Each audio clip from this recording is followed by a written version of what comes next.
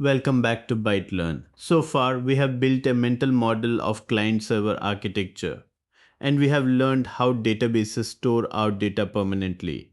We have treated the server and the database as single, powerful machines. But what happens when one machine is no longer enough? Think about the IPL Final streaming on Hotstar. 50 million concurrent viewers, every single one of them pulling video chunks, requesting live scores, updating chat. There is no server on planet Earth, no matter how much you pay for it, that can handle 50 million simultaneous connections. So how does Hotstar stay online? They stop using one massive computer and start using thousands of smaller ones, working together. Distributed systems are the invisible infrastructure of the modern internet.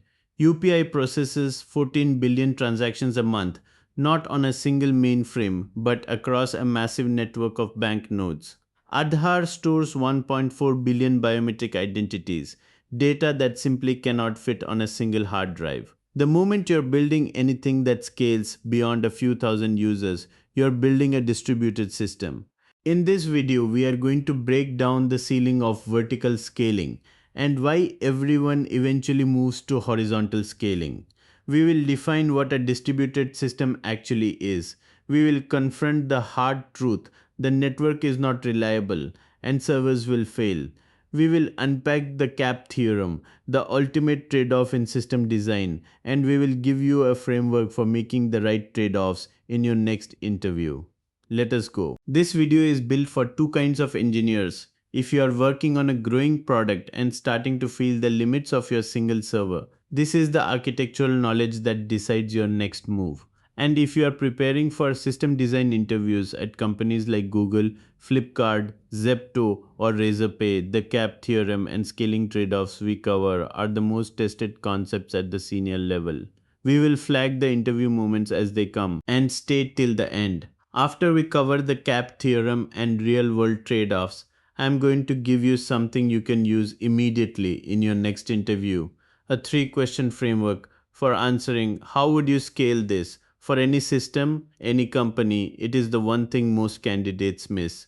Do not skip it. One prerequisite: you should understand client-server architecture before this video. If you watched the previous video in this series, you are ready. If not, the link is in the description. This video picks up exactly where that one left off. When your application starts getting more traffic, the simplest solution is vertical scaling. Scaling up, your server is running out of memory. Buy more RAM, CPU maxed out, upgrade to a faster processor. Think of it like a restaurant. Vertical scaling is hiring one incredibly fast, world-class super chef. It is easy to manage. The chef does not need to coordinate with anyone else.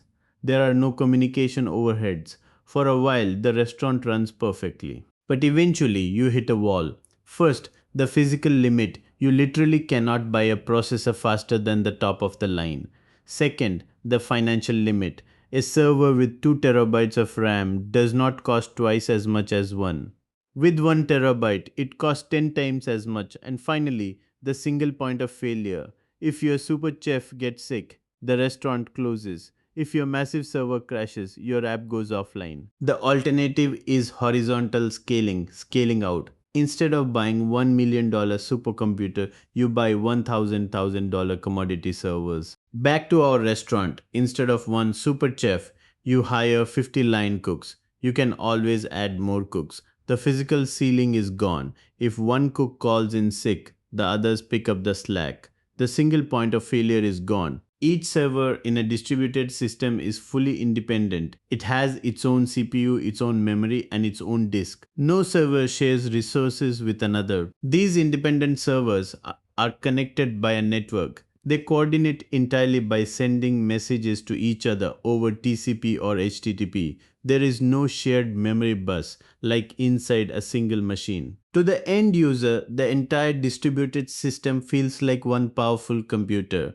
When you open Hotstar, you are talking to one unified platform, not to hundreds of individual servers. That illusion is the whole point. And critically, if one node fails, the system keeps running. Traffic is automatically rerouted to healthy nodes. The user experiences nothing. This is the fundamental property that makes distributed systems worth their complexity. But horizontal scaling introduces a massive new problem: coordination. When everything was on one server, moving data from the CPU to RAM was guaranteed. In a distributed system, servers have to talk to each other over a network, and the network is not reliable.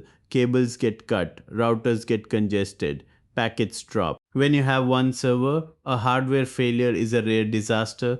When you have 10,000 servers, hardware failure is a daily certainty. It is mathematically guaranteed that drives will fail, memory will corrupt, and servers will go dark every single day. A distributed system must be designed assuming that failures will happen constantly. Because the network can fail, we have to make hard choices.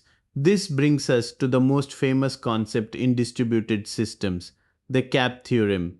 It states that a distributed data store can only provide two of three guarantees: consistency, availability, and partition tolerance. Let us start with partition tolerance.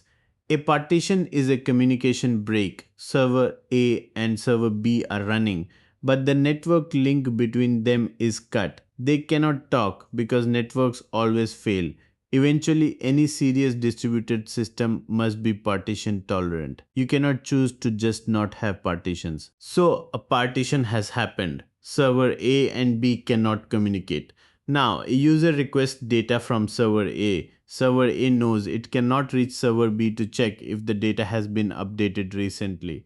Server A must make a choice. If you choose consistency, server A will say, I cannot guarantee I have the latest data, so I am going to return an error. The system is consistent. No user will ever read stale data, but it is no longer available. This is a CP system, consistent and partition tolerant.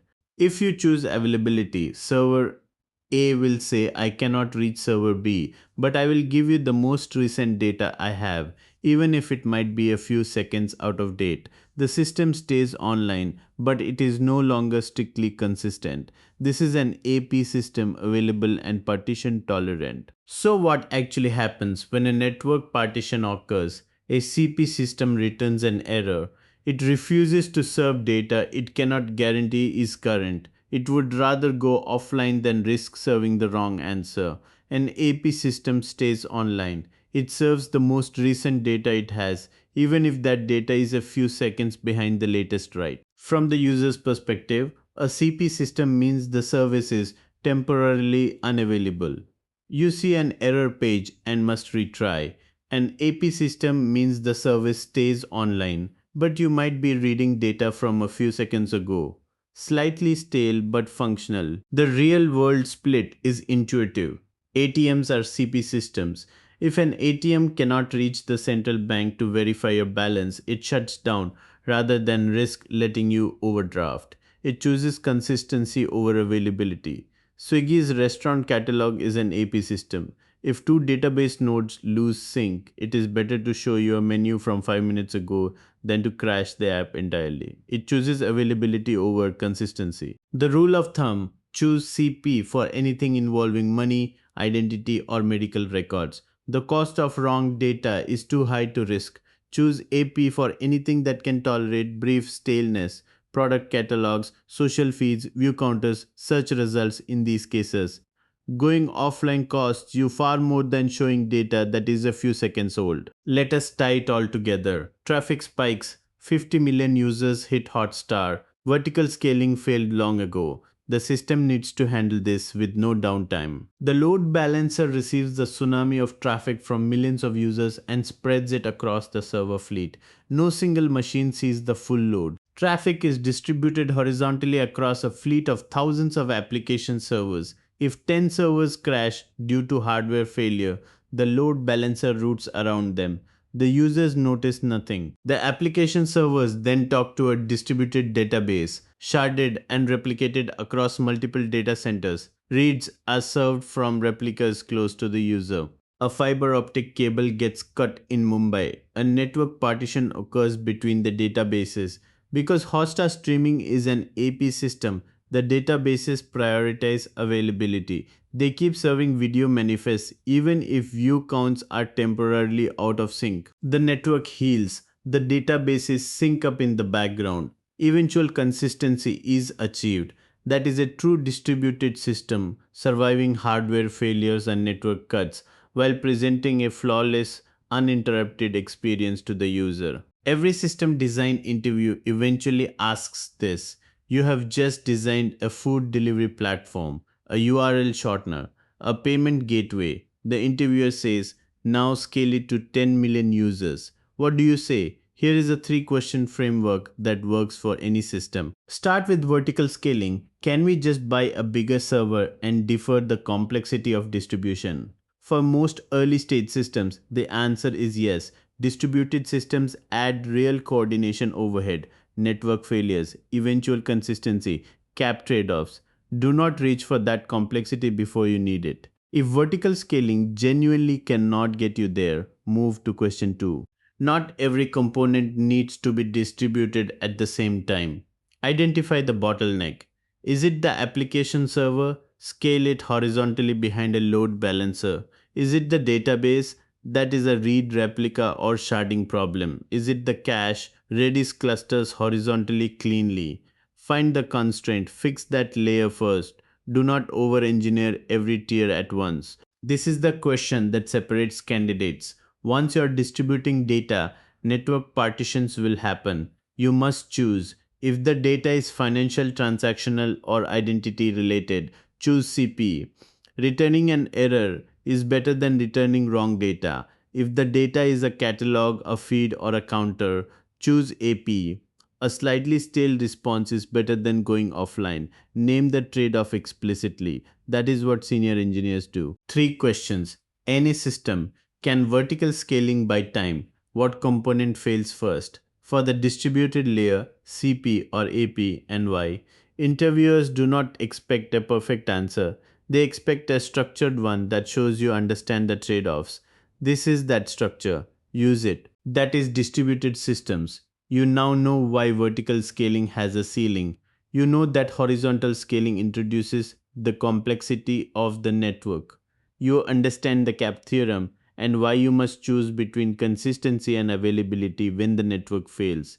And you have a framework for answering the scaling question in any interview. Here is what you can now do that you could not before. You can explain why vertical scaling always hits a ceiling and what horizontal scaling means at the architecture level. You can define a distributed system and describe its 4 core properties. You can apply the CAP theorem to any data store and justify the choice.